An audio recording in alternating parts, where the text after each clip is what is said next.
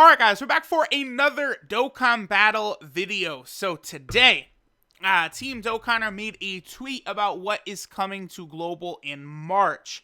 Now, some of this stuff, is expected, like the LR Vegeta and the waifu cards. And then we also have a new Global First card. It appears to be a future Gohan that I believe is likely to be a World Tournament reward. Now at this point, there is a lot of global only content, right? There's the Super Saiyan 3 Vegetas. There's obviously the Tech Dokkan Fest hit, as well as the Beerus in Monica's costume. There's also the physical Bojack, and then we also have a new future Gohan coming. Now, I do think putting stuff on Global first is a good move, like to kind of keep it from getting too stale and also to kind of have like switch ups and stuff now and there. But they shouldn't make too much exclusive content because that is only going to further the divide between JP and Global players. Plus, I'm quite certain, well, I don't want to say certain, but I think the chances of the Dragon Ball Heroes cards coming to Global is very, very high now that Dragon Ball Heroes is releasing worldwide on the Switch. So that's huge news. So there really could be in April like a big Dragon Ball Heroes celebration. I almost feel like it could be shared between versions. Like they could do like some sort of Heroes Dokkan Fest. They could release all those cards for the first time on Global. They could bring new ones to JP. Like, they could do a lot of good stuff. So, I think Global will be getting all of that stuff soon. Hopefully, JP starts to get some of the stuff like the Monica costume Beerus. That one is actually big because there's an item in the event. It definitely will come to JP eventually. But there's an item in the event, the Monica costume head, which is very useful for the punching machine event. So that will be very helpful for players on JP to complete the new stages of the punching machine event. So basically the gist of Dokkaner's tweet, again, he does sort of mistakenly refer to Vegeta as a Battlefield LR. Obviously, LR Vegeta is a Prime Battle LR. And then, of course, there's also the future Gohan, the waifus, all of that stuff coming. So if we head to the timeline of events right here, right? So this is just some World Tournament stuff. Global already got these easy A's.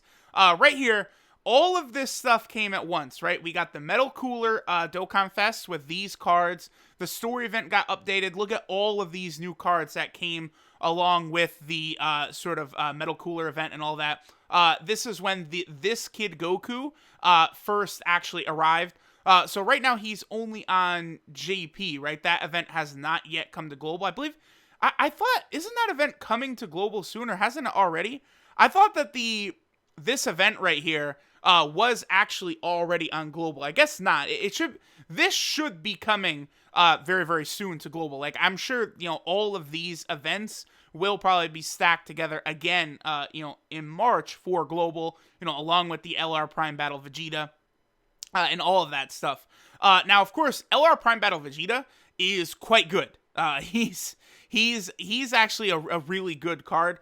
People sort of I want to say don't really think, like, they hold the fact that he does not have Prepare for Battle against him so much. It is a shame, but I think Vegeta, he's actually quite useful on the Vegeta's lineage team, the LR Super Saiyan 4 Vegeta team, so he can be really, really good over there. I mean, he's got a lot of these links, like, Royal Lineage, Saiyan Pride, Prodigies, Shattering the Limit, Super Saiyan, Legendary Power. He works really well on that team, so definitely, guys, make sure to farm him up. He's pretty strong. He has one of these really good passives where, he gets extra attack after receiving an attack, which can be very good. He also will launch multiple attacks, which can be very good as well. I also have kept a version of his TUR as well, another helpful, like, free-to-play unit. Could be good for Prime Battle events. And then this TUR, he's not really too bad either. So, we got a couple of pretty decent cards there that Global will get.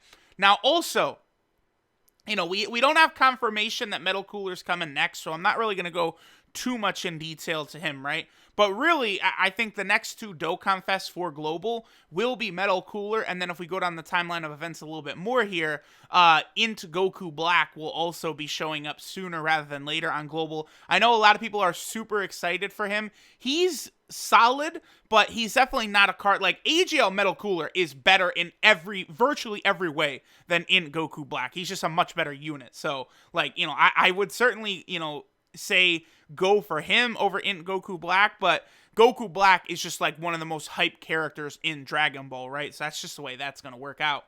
Now, the other thing that Team Dokkan did confirm is the new stage will come to the Ribrianne event, which will awaken all of the waifu cards.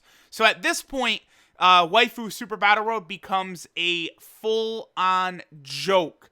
A lot of these waifu cards are incredibly strong. This Mai card is not one of those. She's okay, but she doesn't really have a good place for her to work. Like, all allies 3 key, she only buffs AGL types, and then she gets a crit chance for Peppy Gal category enemies. So, she's okay. She does have a great chance to stun is 70%. So, she's got some good stuff here or there. I'm not really too crazy about that Mai, though. This Tech Android 18 is very good right here. I think in the right situation, she probably could actually out-damage the Tournament of Power Tech Android 18. I probably will rainbow this 18 at some point because this one is a villain, and then the other one, of course, the Tournament of Power Android 18 is a super type, so that will make both of them sort of useful. Plus, this 18 raises attack and defense for 6 turns on super. She's quite good. Like, a lot of these waifu units are very strong. This Android 18 on the waifu team, look at this. She could get 21% attack and defense per key sphere obtained. That's nutso. That's insane. Already, even on a non-waifu team, she's going to be getting 15% because she herself counts. So she's always at 15% attack and defense. A very good unit. Videl's solid because she does a lot. She lowers attack and defense 15% per Peppy Gal's category ally on the team, so she could get really good attack and defense. And she lowers enemy attack by 20% for 2 turns. And she recovers 20% of damage dealt as health. So she's very similar to LRB Pan. So, she is going to be a monster, of course, on the Peppy Gal's category team. Like, here's the thing. If you've not been able to beat the Peppy Gal stage, after these awakenings, it becomes so easy. Here we have the waifu Pan. Now, she's really good. She's a tremendous defensive unit. I've also found her incredibly good alongside the LRB Pan, who, honestly is like one of the best free-to-play units in the game. LRB Pan, gives the biggest support type buff to units. So LRB Pan is huge, and this waifu Pan really helps out LRB Pan. So she gets a chance to evade enemies' attack. 15% up to a max of 60% at the start of each turn. So as the battle goes on, she has a higher chance to dodge. I love, that's very good. And then she gets 70% attack and 120% defense for 7 turns from the start of turn. That's a big deal because a lot of times, fights don't really go past 7 turns. So, Pan is going to be doing just fine. She also raises her defense by 30% for 6 turns. A tremendous defensive unit, no doubt there. Next, we have this SCR Ribrianne. This is a big deal because she's free to play. If you rainbow this Ribrianne, you have her leading her Peppy Gal's category team. She dominates Super Battle Road. She's very strong. She's able to heal. She gets up to 120% attack and defense, I believe, and a full Peppy Gal team. This Ribrianne is just actually an incredibly strong unit for that Peppy Gal team. We also have this in Ribrianne. Now, these next 2 units, these are actually summonable units. This in Ribrianne is the best Peppy Gal's category leader in the game at key 3 and 100% to HP attack and defense. She seals super attack, and she gets attack and defense by up to 100%. More HP she has. She also lowers enemy attack per Peppy Gal category ally on the team. So, like, all of these Peppy Gal's units, like, they all are lowering attack and stunning and doing all sorts of crazy things. It's now, like if you're using a full Peppy Gal team to take that stage down, like, it's very easy, I would say, as long as you have a couple of these units rainbowed, to no item that stage. It's not that difficult, because these units are just so strong for that stage. And then we have this Chi-Chi. This Chi-Chi's not really the craziest here.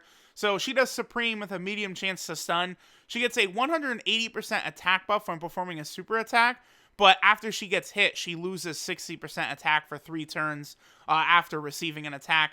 I mean, maybe she could be interesting on like a Dragon Ball team in the future, but I mean, as you guys can see, she doesn't even have a category as of right now. So this kid Chi-Chi is not really like the biggest deal. Then we also have this Videl and Gohan. This is a character that is farmable. It's just this Videl right here that we get from this event, which probably is going to come out right about along with side all this stuff. This Gohan and Videl event. It's very small, only 3 stages. You just get the Videl and then the Metals to Awakener. This unit's okay. It's not the worst. It's an interesting little free-to-play unit. Another Majin Buu Saga category leader. It's just a fun little event. Another way we can get a card, Gohan and Videl. Not really too mad about it. It's a solid enough card. So this looks to be a lot of the stuff coming to Global in March. Again, there are, definitely curveballs they'll throw in. There is an LR Mighty Mass featured banner and an LR Super Saiyan 3 LR Goku banner that have not yet come out on Global that probably will be coming out at some point soon. The 4-year anniversary for Global is in July, and right now I believe there's only 2 Dokkan Fests that Global does not have outside of the 4-year anniversary, of course. Just Metal Cooler and Goku Black. So we'll see exactly what they're going to do for the next couple months. I always think it could be possible that they would give a new, Global First Dokkan Fest exclusive. They could do that again. We'll see what they do. But I do think, some of those featured LR banners like Mighty Mask and Super Saiyan 3 Goku, they probably will bring out at some point soon here.